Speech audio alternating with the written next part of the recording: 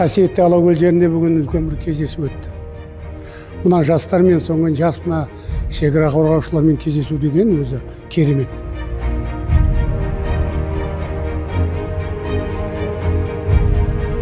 Бұған енді басты себеп Ұлы Отан соғысының 80 жылдығы келе жатыр.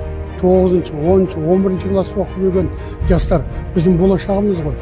Солармен кездесу, солармен әңгіме дүкен құрсып, болашаққа деген өзіміздің ойымызды бөлісу.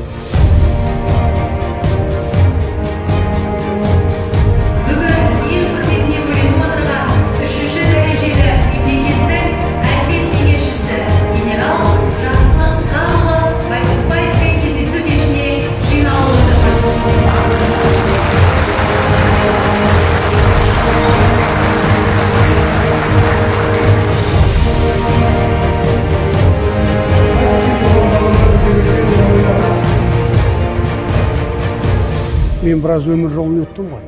Араларынан мүмкін заңгер болатын шығар деп.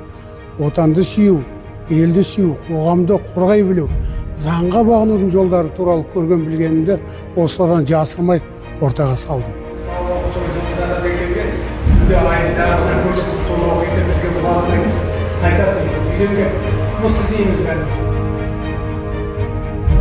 Бұл кездесу өте керемет өтті. Мен бұл кездесуде өз патриоттық сезімді тағылымы мол жігер алдым. Кездесу керемет өтті.